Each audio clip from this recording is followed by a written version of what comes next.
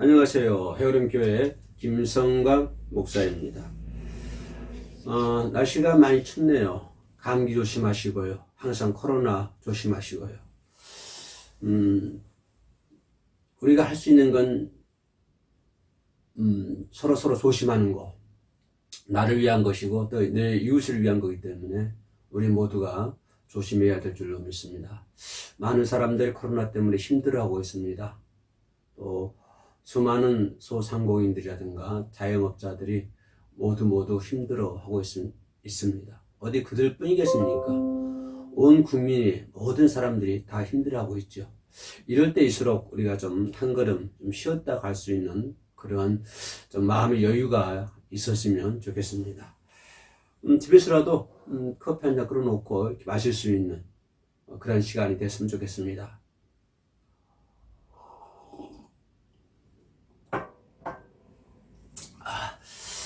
어떻게 지난 1년 동안 잘 사셨습니까? 하나님 은혜 가운데 모두 잘 사셨으리라 생각을 합니다. 그럼에도 불구하고 한 해를 보내니까요, 또 마음 한 곳에 텅 비어있는 그런 느낌은 비록 나 혼자만이 느낌이 아니겠죠. 그래서 하나님 말씀을 한번 살펴봤습니다. 오늘은 첫 번째로 히브리서 12장 14절로 17절에 있는 말씀을 가지고 우리가 지난 한 해를 한번 되새겨 보겠는데요. 히브리서 12장 14절로 17절 제가 한번 읽어볼게요. 모든 사랑과 더불어 화평함과 거룩함을 따르라. 이것이 없이는 아무도 주를 보지 못하리라. 너희는 하나님의 은혜에 이르지 못하는 자가 없도록 하고 또 쓴뿌리가 나서 괴롭게 하여 많은 사람이 이로 말미암아 더럽게 되지 않게 하며 음행하는 자와 혹 한 그릇 음식을 위하여 장자의 명분을 판 에사와 같이 망령는 자가 없도록 살피라. 너희가 아는 바와 같이 그가 그 후에 축복을 이어받으려고 눈물을 흘리며 구하되 버림바가 되어 회개할 기회를 얻지 못하였느니라. 네, 히브리서 신서인데요. 우리는 이제 2021년을 보내면서 2022년 이제 한 해를 맞이하게 됩니다. 한 해를 보내고 또 한 해를 맞이하면서 우리가 생각해 볼 수 있는 것, 반드시 생각해 봐야 할 것, 그것은 뭐냐면 우리는 항상 새해가 되면 새로운 희망을 안게 되고 새로운 꿈을 가지게 됩니다. 그렇죠? 우리가 매년 새해가 되면 항상 그렇습니다만은 새해가 될 때마다 우리가 그렇지 않습니까? 새로운 어떤 올해는 새로운 꿈이 있어야 되고 새로운 희망을 가지고 있어야 되겠다. 많은 사람들이 그렇게 생각을 하고 있습니다. 그러나 우리는 항상 그런 새로운 희망, 새로운 꿈 이런 것들은 과거의 뿌리를 가지고 그 뿌리 위에다 세워진다고 하는 것을 명심해야 된다고 하는 사실입니다. 과거의 뿌리, 그리고 그 과거의 뿌리 위에 세워진다고 하는 얘기입니다. 좀 생소한 말 같겠습니다만은 이게 무슨 말이냐면 과거에 대한 어떤 성찰, 그죠? 과거에 대한 어떤 새로운 결단이 없이는 미래에 대한 좋은 열매를 거둘 수가 없다고 하는 그런 말이 되겠죠. 지난 과거의 뿌리 위에다가 새 꿈을 세우고 희망을 세우라. 그 말은 지난 1년 동안의 어떤 성찰, 그죠? 성찰과 또 새해를 맞이하면서 새로운 결단이 없이는 우리는 미래에 대한 좋은 열매를 거둘 수가 없다. 이렇게 말씀을 드릴 수가 있겠습니다. 오늘 제가 낭독해 드렸던 히브리서 12장 14절로 17절 이 말씀을 보면요, 우리가 세 가지로 이렇게 구분해서 살펴볼 수가 있는데요. 첫 번째는 뭐냐면 은혜에 이르지 못한 자가 있는지, 하나님의 은혜에 이르지 못하는 자가 있는지. 어떻습니까? 여러분들은 지난 1년 동안 하나님의 은혜 가운데 거하셨겠지요. 오늘 본문 말씀에서는 하나님의 은혜에 이르지 못하는 자가 있는지. 그 첫 번째 삼았고요. 두 번째는 뭐냐면 또 쓴 뿌리가 있어 다른 사람에게도 악 영향을 미치지 않는지. 나에게도 쓴 뿌리가 있지 않나. 내가 지난 과거를 한번 성찰해 봐야 되겠죠. 내가 지난 과거에 지난 1년 동안에 하나님의 은혜에 이르지 못했나? 두 번째는 나에게도 쓴 뿌리가 있어가지고 내 이웃들에게 다른 사람들에게 혹시 악 영향을 미치지 않았을까? 이것을 서신에서 얘기하고 있고요. 세 번째는 뭐냐면 음행이나 팥죽 한 그릇이나 한 그릇에 장자의 명분을 팔아버린 에서, 그죠?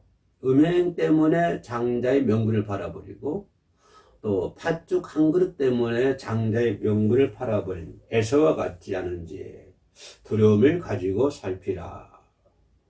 그렇게 성경은 말씀을 해주고 있습니다. 또 잠언서 16장 3절 너의 경영을 하나님께 맡기라. 여러분 지난 1년 동안 모든 삶의 경영을 하나님께 맡기셨습니까? 그런데 잠언서 16장 3절 말씀 보면 너희 하나님께 경영을 맡기라라고 명령을 하고 계시거든요. 모든 경영을 내가 하려고 그러는데요. 내가 하려고 하면은 이루지 못한다고 하는 것이죠. 그죠? 내가 하려고 하면은 결국에는 하나님의 은혜에 이르지 못하게 되는 것이고 또 그것이 쓴 뿌리가 되어가지고 다른 사람에게 악 영향을 미칠 수도 있는 것이고 또 그것 때문에 장자의 명분을 팔아버리는 에서와 같지 않았을까. 그럼 두려움을 우리가 가지고 있어야 될 줄로 믿습니다. 모든 인생의 경영, 삶의 경영 이런 모든 것들을 하나님께 맡길 수 있는 지혜와 명철함이 우리 모두에게는 있어야 된다고 하는 사실이죠. 다가오는 새 2022년도에는 이런 모든 경영들을, 삶의 경영, 모든 경영들을 하나님께 맡길 수 있는 저와 여러분들이 반드시 되어야 될 줄로 믿습니다. 그렇게 될 때 거기서 꿈이 생기는 것이고 희망이 생기는 것이죠. 지난 1년 동안의 어떤 삶을 정확하게 성찰을 하고 새로운 결단으로, 그죠? 나의 모든 경영을 하나님께 맡기겠다고 하는 그러한 결단으로 우리가 새해를 맞이해야 될 줄로 믿습니다. 그러면 첫 번째를 보면요, 은혜를 포기하지 않았는지. 우리는 인간은 하나님의 은혜 안에서 살 수밖에 없습니다. 하나님을 믿든 믿지 않든 간에 하나님의 은혜 가운데서 살 수밖에 없는 것이 우리 인간들이죠. 모든 동물도 다 그러겠습니다. 그죠? 하나님의 은혜를 떠나서는 살 수가 없는 것이죠. 특별히 하나님을 믿는 백성들, 크리스찬들은 하나님의 은혜 가운데 거하는 것을 포기하지 않았는지, 그러니까 지난 1년 동안을 이 부분을 한번 깊이 생각해 봐야 된다고 하는 것입니다. 하나님의 뜻은 그것이겠죠. 모든 백성들이, 선택받은 민족들이 하나님의 은혜 가운데 살아가기를 원하고 있겠죠. 그러나 우리는 하나님을 믿는다 하면서도 그런 하나님의 은혜 가운데 살아가는 것을 포기하지 않았는지, 이 부분을 지금 지적하고 있는 것입니다. 히브리서 12장 15절에 너희는 돌아보아 하나님의 은혜에 이르지 못하는 자가 있는가 두려워하라. 하나님의 은혜에 이르지 못하는 자가 없는지 두려워하라. 이거 무슨 말이에요? 하나님의 은혜가 없다고 하는 거 아니죠? 하나님의 은혜가 있어요. 내가 거기에 이르지 못하는, 하나님 나에게 은혜를 안 주어서 내가 은혜를 못 받은 것이 아니라 내가 하나님의 은혜에 이르지 못한다고 하는 사실이죠. 하나님은 항상 우리들에게 은혜를 주십니다. 그러나 하나님 나에게 은혜를 안 주시는 것이 아니라 내가 그 은혜를 받지 못한다고 하는 것입니다. 하나님은 은혜의 잔치를 벌이고 있는데 내가 그 은혜의 잔치 자리에 참여하지 못한다고 하는 것입니다. 우리가 하나님의 은혜를 구했는데 받기 어렵다? 그것은 말이 아니잖아요. 내가 하나님 은혜 가운데 살기를 원합니다. 하나님 은혜 받기를 내가 간절히 기도합니다. 그러면 하나님 은혜를 구했는데 하나님 은혜를 받기가 어렵습니까? 그것은 아니잖아요. 은혜를 열심히 구했는데 하나님 은혜를 못 받았다고 하는 그런 뜻이 아닙니다. 그런 뜻이 아니고요. 하나님께서 은혜를 베풀고자 했는데도 내가 그 은혜를 거절했다고 하는 것이죠. 하나님 내게 은혜를 주기를 원합니다. 나에게 은혜를 베풀기를 원합니다. 그리고 내가 그 하나님 은혜가 가운데서 살아가기를 원합니다. 이거 하나님 뜻이죠. 하나님께서 나에게 은혜를 베풀기를 원하는데 내가 그 은혜를 받지 않는다고 하는 것입니다. 거절한다고 하는 것입니다. 하나님을 신뢰하지 못하고 하나님 은혜를 너무 가볍게 여기는 거예요. 세상 것보다도 더 가볍게. 하나님을 믿지 못하고 하나님의 그 귀한 은혜를 세상 것보다도 더 쉽게 가볍게 버리고 포기한다고 하는 것입니다.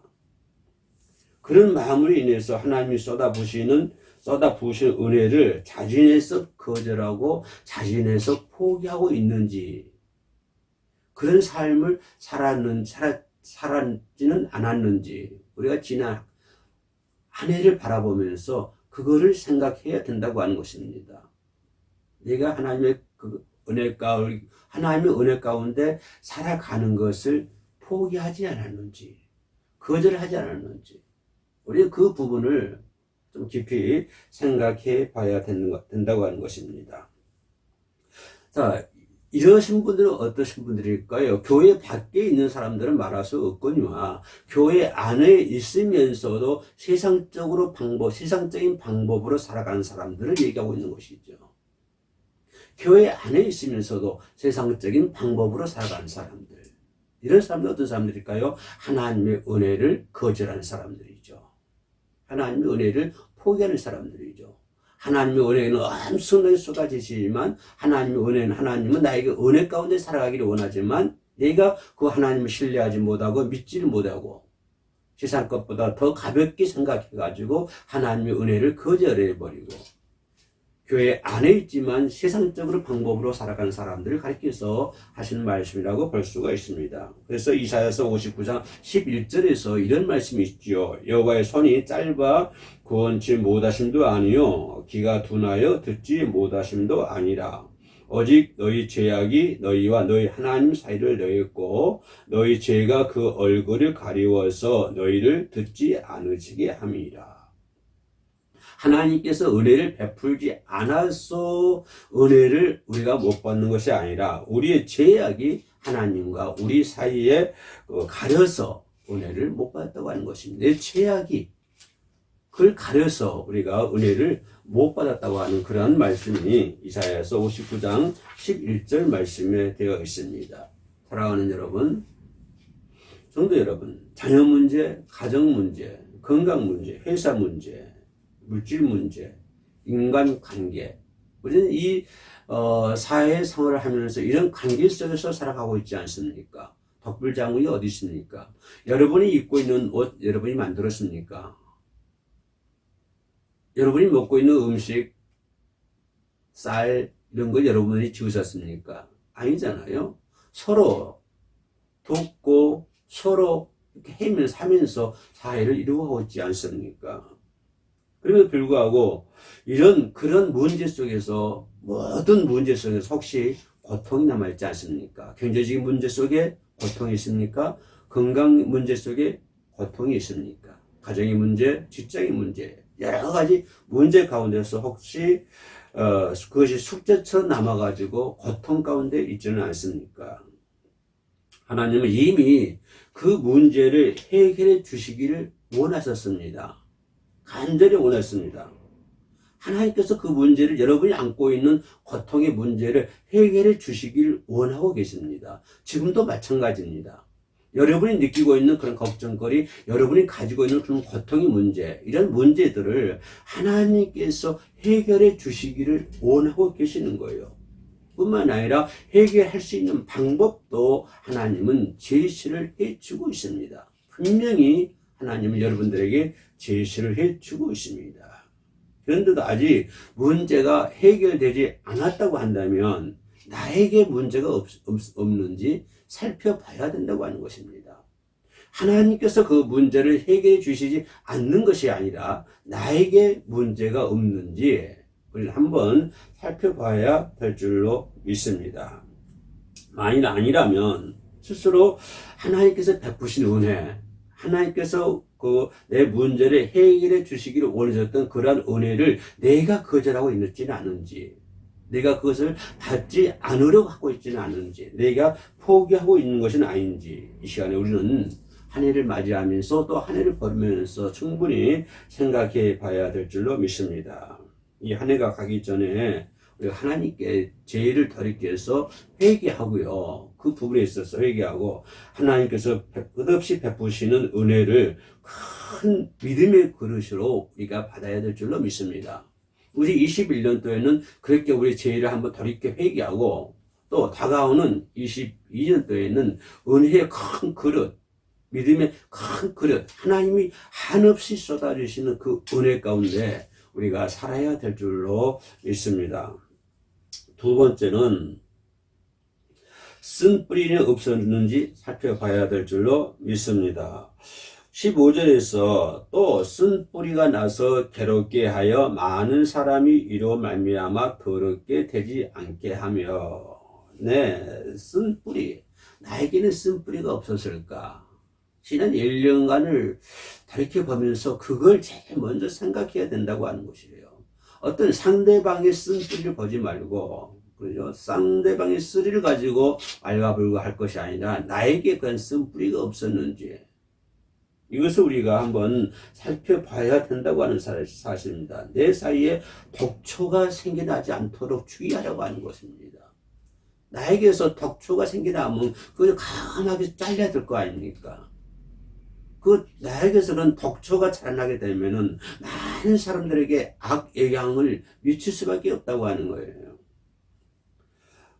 싹은, 그 뿌리에서 나온 싹은 고통의 원인이 된다고 하는 것입니다. 고통의 원인이 되고 그것으로 인해서 많은 사람들에게 해를 끼치게 되는 것이에요. 나에게서 자라난 독초, 그 독초 때문에 우리 성도들이 고통을 당하게 되고 근심하게 되고 걱정하게 되고 염려하게 되는 것입니다. 결국은 그 독초 때문에, 그 뿌리에서 나오는 그 독초 때문에 결국은 나는 고통을 받을 뿐만 아니라 다른 사람들에게 해를 끼친다고 하는 것입니다. 그러므로 지난 1년 동안 혹시 나에게 그런 독초가 없었는지, 독초 뿌리가 없었는지 한번 살펴볼 수 있는 그런 신앙이 되어야 될 줄로 믿습니다. 여기서 쓴 뿌리는 뭘 얘기할까요? 고집을 얘기합니다. 그죠? 고집. 그 고집스러운 기질, 이걸 얘기하는 것이죠. 고집스러운 그런 기질로 말미암아서 불신앙이 이르게 되고요. 그 고집스러운 그런 기질로 말미암아 때는 배교가 나타나는 것이고요. 고집스러운 그 기질로 말미암아 인간 사이에, 사람과 사람 사이 사귐에 있어서도 큰 문제가 되는 것이고요. 그 고집스러운 그 기질 때문에 결국에는 하나님과의 사이에서도 큰 벽이 된다고 하는 것입니다. 고집스러운 기질, 이게 쓴 뿌리라고 하는 거예요. 내가 가지고 있는 고집스러운 기질, 이게 쓴 뿌리인데 이것을 제거해야 된다고 하는 것입니다. 그 고집 때문에 결국은 하나님을 못 믿게 되고 하나님의 말씀을 못 받아들이게 되고 하나님의 은혜를 거절하게 되는 그런 불신앙의 자리에 이르게 되고 결국에는 그 고집스러운 기질 때문에 배교하는, 하나님을 떠나는 그런 지경에 이르는 사람들을 우리 주변에서 많이 봐왔습니다. 이게 뭐냐면 그 사람이 가지고 있는 고집스러운 기질이에요. 그 사람이 가지고 있는 고집스러운 기질이 하나님을 못 믿게 하는 것이고요. 하나님을 신뢰하지 못하게 되는 것이고요. 하나님의 은혜를 거절하게 되고 포기하게 되는 것이에요. 그래서 교회 안에 있으면서도 세상 방법으로 살아가게 되는 것이죠. 그게 뭐 때문인지 아십니까? 자신이 가지고 있는 어떤 고집스러운 기질, 초등학문이 더 나아가서 한 발짝 더 나아가면 초등학문 때문에 그럴 수도 있다고 하는 것입니다. 교회를 다니면서도 끊임없이 하나님을 의심하는 사람들이 많이 있지 않습니까? 그 어떤 사람들일까? 뭐 때문에 그럴까요? 그 사람이 가지고 있는 고집스러운 기질 때문에 결국은 그렇습니다. 이 사람들은 끊임없이 반대를 위한 반대만 하는 사람들이에요. 참, 여기서 이제 왜 그럴까요? 살펴보세요. 그 사람이 가지고 있는 고집이죠. 고집스러운 기질이죠. 결국은 그 기질 때문에, 그죠? 기질 때문에 이 사람들은, 하나님을 반대를 위한 반대만 하게 되는 그런 사람들을 우리는 교회 안에서도 많이 찾아볼 수가 있습니다. 한마디로 말하면 고집이 세서 그래요. 이게 쓴뿌리입니다. 고집이 센 거는 쓴뿌리예요. 이 쓴뿌리 때문에 고통을 받게 될 것이고요. 결국에는 그 쓴뿌리 때문에요. 쓴뿌리 때문에 장자의 명분을 팔아버리고, 그죠? 그 쓴뿌리 때문에 나도 고통받고 다른 사람도 해를 주는 그런 결과를 이루게 된다고 하는 것입니다. 예전에 얻어들었던 지식, 그죠? 예전에 가지고 있던 지식들이 이것이 오히려 믿음에 방해가 되는 거예요. 이게 초등학문 아닙니까? 초등학문 때문에 믿음이 방해가 되는 것이에요. 이걸 무엇을 일단 진리를 알고 있으면 다른 진리가 들어와도 받아들이지가 않습니다. 자기가 가지고 있는 잘못된 진리를 가지고 있으면요, 참된 진리가 와도 그것을 받아들이지 못하게 되는 거예요. 이게 뭐 때문에 그렇습니까? 자기가 가지고 있는 고집 때문에 그러는 거예요. 그죠? 그리고 뭐가 뭡니까? 내가 최고로 하나님을 잘 생각하고 있다. 이런 어리석은 판단을 하게 되는 것이죠. 다른 사람은 다 못하고 자기가 최고로 하나님을 잘 섬기고 있다. 예? 이게 바로 쓴 뿌리입니다. 그 쓴 뿌리가 옳지 않은 진리를 한다면 참 난감하잖아요. 그가 그토록 고집 부리게 사수하고 있는 진리가 옳은 진리가 아니라고 한다면 이거야말로 큰 문제 아닙니까? 큰 난감한 일이 아닙니까? 그래서 바울은 하나님을 알고 난 후에 자신의 박식, 모든 초등 학문을 쓰레기로 취급합니다. 지금까지 그가 하나님을 알기 전에 가졌던 모든 지식, 이런 모든 것들은요, 초등 학문들 전부 다 쓰레기로 여겼던 거예요. 그래서 우물 안에 개구리처럼 보이는 초등 학문의 고집을 우리가 버려야 된다고 하는 거예요. 알고 있으면 얼마나 알고 있겠습니까? 네. 이런 쇠고집 쓴뿌리는 자신도 문제이지만, 그죠? 그것이 강팍해져 가지고요, 은혜를 끼치기는 커녕 험담하고 비방하고 남까지 더럽게 만든다. 그것이 오늘 본문의 말씀이죠. 그래서 우리 새해는 이 쓰는 뿌리를 잘라버리고 새해의 문을 반드시 열어야 될 줄로 믿습니다. 버려야 된다. 쓴 뿌리 버려야 돼요. 고집 버려야 됩니다. 그 고집 가지고 있으면 그것 때문에 고통당해요. 마지막 세 번째는요, 이 세상의 것에만 관심을 두지 않았는지, 우리가 지난 1년 동안 바라보면서 이 세상 것에만 관심을 두고 있지 않았는지 한번 점검해 봐야 된다고 하는 것입니다. 16절의 말씀이 나왔는데요, 음행하는 자와 혹 한 그릇 식물을 위하여 장자의 명분을 판 에서와 같이 망령되어 있지 않을까. 나는 에서처럼 망령되어 있지 않을까. 한번 곰곰이 생각해 봐요. 반드시 짚고 넘어갈 문제입니다. 성경은요, 음행하는 거, 먹을 것만 추구하는 이것은 동물적인 삶과 같다. 음행하는 거, 먹을 것만 추구하는 사람, 이것은 동물적 삶을 같은 것을 판단하고 있어요. 예. 음행하는 거, 먹을 것만 추구하는 사람, 이건 동물들과 똑같다고 하는 거예요. 그 사람이 비록 인간이지만 먹을 것만 추구하는 사람들은요, 동물과 똑같다고 하는 것입니다. 세상에서 나만 위하여 열심히 일하고 열심히 돈을 벌여서 수단 방법을 안 가리고 열심히 일해가지고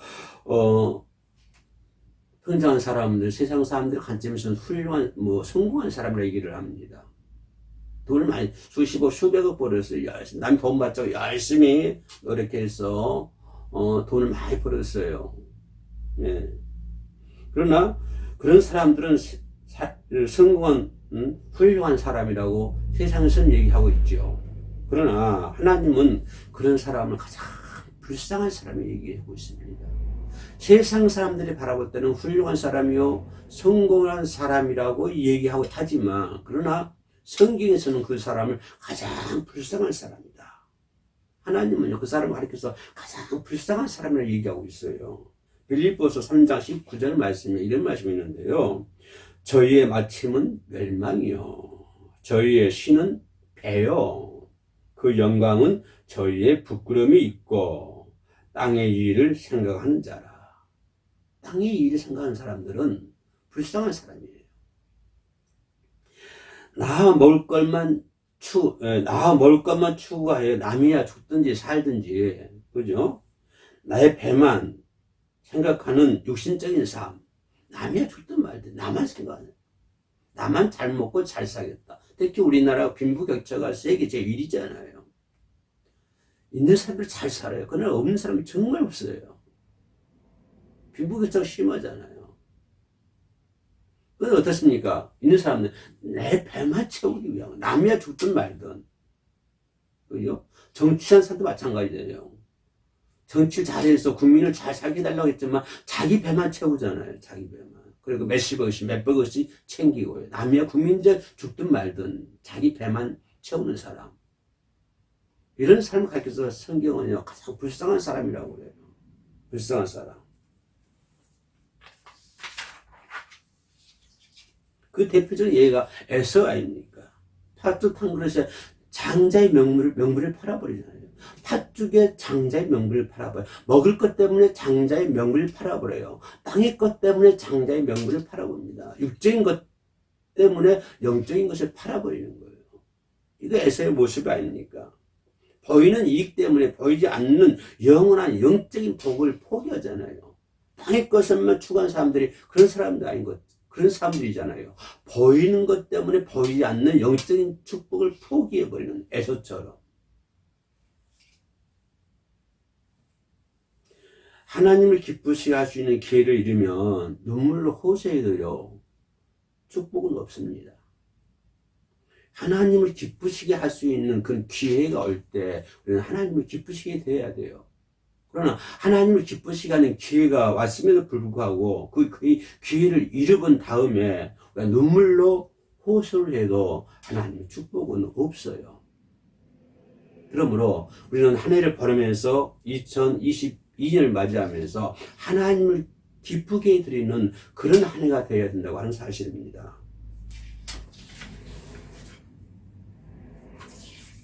우리의 삶을 맡기면 하나님은 우리에게 그분의 선하시고 기뻐하시고 온전한 뜻이 무엇인지 보여줍니다. 모든 경영을 하나님께 맡겨야 돼요. 그러므로 우리 2021년도도 한 해가 마무리되어 갑니다.